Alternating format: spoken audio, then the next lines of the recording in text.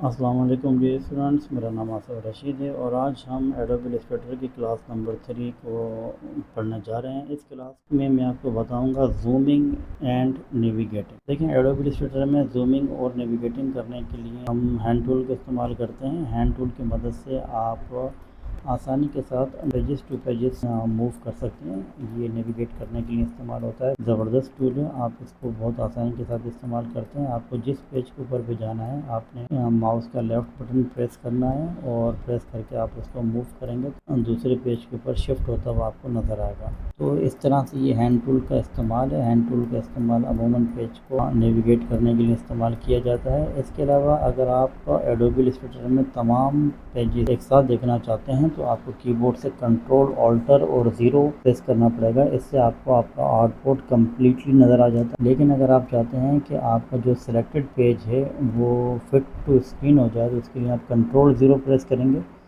तो वो fit to screen हो जाता है। इसी तरह से अगर आप चाहते हैं कि आपका सिर्फ आउटपुट 100% नज़र आ जाए, अभी आप गौर करें, ये है 143% आपके सामने ये नज़र आ रहा है। आप चाह रहे हैं कि आपका आउटपुट 100% नज़र आ जाए तो आपको कंट्रोल 1 प्रेस करना पड़ेगा, तो आउटपुट आपका 100% पर फिट हो जाता है। तो इस तरह से 3 शॉर्टकट कीज़ हैं जो बहुत ज़्यादा इस्तेमाल होती हैं। तो अभी हम अगर हैंड टूल को यूज़ करना चाहते हैं तो कीबोर्ड से अगर आप एच प्रेस करते हैं तो ये परमानेंटली आपके पास आ जाता है और आप इसको कंटिन्यू मूव कर सकते हैं। लेकिन फ़र्ज़ करें कि अगर आपके पास कोई और टूल सेलेक्ट है, जैसे कि मैं यहाँ से ये जूम टूल को सिलेक्ट कर लेता हूँ। अगर मेरे पास ये टूल सेलेक्ट हुआ है और मैं अब टेम्पोरेरी हैंड टूल को चाहता हूँ कि हैंड टूल मेरे पास आ जाए, तो उसके लिए मैं कीबोर्ड से स्पेस बार को प्रेस करूँगा और अब ये मेरे पास कमांड स्विच हो गई है। अब वो जूम टूल जो है वो हैंड टूल में कन्वर्ट हो चुका है और ये आपको नज़र आ रहा है कि पेजेस जो है वो मूव हो रहे हैं। ठीक है, इसी तरह से अगर मैं स्पेस बार को छोड़ दूँगा तो मेरे पास दोबारा से जूम टूल आ जाएगा। तो ये बहुत ही अच्छी कमांड है जिसके थ्रू आप जो है वो पेजेस के जिसके ज़रिए आप पेजेस को मूव कर सकते हैं और साथ ही आप टेम्प्रेरी एक कमांड से दूसरी कमांड में शिफ्ट हो जाते हैं स्पेस बार के थ्रू। इसके अलावा अगर आपको जूम टूल से अपने डॉक्यूमेंट का कोई एरिया जूम करना है तो आप उसको बहुत आसानी के साथ कर सकते हैं। आपने सिंपल ये जूम टूल को सेलेक्ट करने के बाद ये जो प्लस का ऑप्शन आपके सामने नज़र आ रहा है, जिसका मतलब ये है कि अब ये मैग्नीफाई होगा, पेज बड़ा होकर नज़र आएगा आपको। तो आप उसके ऊपर एक बार क्लिक करें और उसके बाद आप हल्के से माउस को ड्रैग करेंगे तो इस तरह से ये आपको एक्सेलरेशन नज़र आएगी।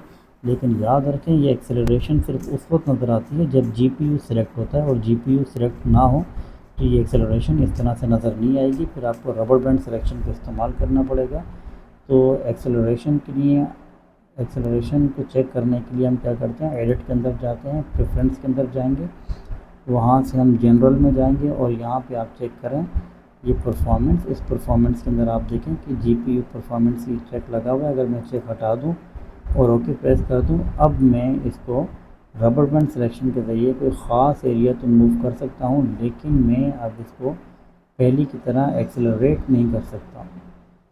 तो ऑल्टर का बटन अब मैं प्रेस करूँगा कीबोर्ड से और उस पर एक बार मैं क्लिक करता रहूँगा। इस तरह से ये दोबारा ये जूम आउट होता रहेगा और अगर मैं कंट्रोल 0 प्रेस कर दूँगा तो ये फिट टू स्क्रीन हो जाएगा।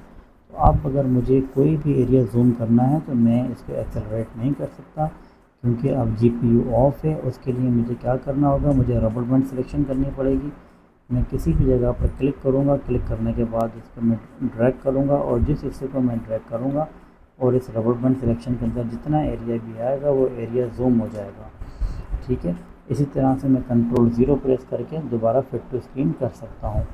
और अगर मैं चाहता हूँ कि मैं दोबारा से पेज को एक्सेलरेट करूँ तो उसके लिए मैं एडिट के अंदर जाऊँगा, वहाँ से परफॉर्मेंस में जाऊँगा, वहाँ से जनरल में जाऊँगा और उसके बाद मैं परफॉर्मेंस के ऑप्शन पर क्लिक करके इस जीपीयू परफॉर्मेंस को चेक लगा दूंगा और उसके बाद ओके प्रेस करूंगा। अब मैं आसानी के साथ सिर्फ क्लिक करने के बाद ये देखें मैं आराम से इसको मूव कर सकता हूँ। ठीक है, तो ये एक बहुत ज़बरदस्त ऑप्शन है और अब मैं कीबोर्ड पर क्लिक करने के बाद माउस को बटन से प्रेस करके रखूँगा तो आप देखें कि ऑल्टर के बटन को प्रेस करने के बाद आप माउस का बटन प्रेस करते रहेंगे तो ये जूम आउट होता रहेगा। और इसी तरह से अगर आपने सिंपल प्लस के बटन पर क्लिक करके रखा है तो ये आपको जूम इन होता हुआ नज़र आएगा। बहुत ज़बरदस्त कमांड है, आपको इससे बहुत ज़्यादा फ़ायदा होगा। इसके अलावा डियर स्टूडेंट्स, मैं आपको बताता चलूँ कि अगर आपने अपने पेजेस को एक साथ देखना है और आप चाहते हैं कि आपका कोई भी पेज आपके सामने अपीयर हो जाए, तो इसके लिए आप एक काम और कर सकते हैं कि आप विंडोज़ के टैब पे क्लिक करें। जब आप विंडोज़ पे क्लिक करेंगे तो वहाँ से आपके सामने एक ऑप्शन आता है वर्क स्पेस का। इसमें आप देखें कि ये इसेंशियल क्लासिक जो है वो इसके ऊपर चेक नहीं लगा हुआ, आप इसके ऊपर क्लिक कर दें तो यहाँ पे एक इसेंशियल का पेज एक टूल बार जो है वो ओपन हो जाता है। इस टूल बार के ऊपर आप देखें ये आर्ट बोर्ड का ऑप्शन आपके सामने नज़र आएगा। ये आर्ट बोर्ड का ऑप्शन है ये रहा, ठीक है। आपके सामने ये आर्ट बोर्ड का ऑप्शन नज़र आएगा। आप इस आर्ट बोर्ड के ऑप्शन पे क्लिक करें। क्लिक करने के बाद आपको यहाँ पर ये तमाम आपके आर्ट बोर्ड के नाम नज़र आएंगे। आपको जिस आर्ट बोर्ड पे यानी कि आपको जिस पेज का नाम रीनेम करना है, आप इसके ऊपर डबल क्लिक करें तो आप नाम को रीनेम भी कर सकते हैं। और अगर आप चाहते हैं कि आप इसको मूव करें, कि पेज नंबर 3 को ऊपर कर दें और 2 को नीचे कर दें, तो ये काम भी आप बहुत आसानी के साथ यहाँ पे कर सकते हैं। पेजेस को भी मूव कर सकते हैं। इसके अलावा आप ये कर सकते हैं, जैसे 16 नंबर आपको ऊपर करना है, आपने यहाँ पे क्लिक किया। क्लिक करने के बाद आप इसको मूव करें तो अब ये 16 नंबर आप देखें यहाँ पर आ गया। इसके अलावा अगर आप चाहते हैं कि अगर आप पेज को किसी भी पेज को अगर आप देखना चाहते हैं तो आपने सिंपल उस पेज के ऊपर ला के डबल क्लिक करना है तो वो पेज आपके सामने अपीयर हो जाएगा। तो आप जिस पेज के ऊपर चाहते हैं कि वो पेज आपके सामने अपीयर हो जाए, आप डबल क्लिक करें, वो पेज आपके सामने अपीयर हो जाएगा। तो ये भी नेविगेट करने का एक बेहतरीन तरीका है। आर्ट बोर्ड के थ्रू आप नेविगेट कर सकते हैं। इसके अलावा आप यहाँ से दोबारा इसको आप सेट कर दें। इसके अलावा आप कंट्रोल 0 प्रेस करेंगे तो ये फिट टू स्क्रीन होता है, जैसे कि मैंने आपको बताया था। लेकिन कंट्रोल ऑल्टर इसके अलावा कंट्रोल ऑल्टर 0 प्रेस करेंगे तो फिट टू स्क्रीन ये हो जाता है।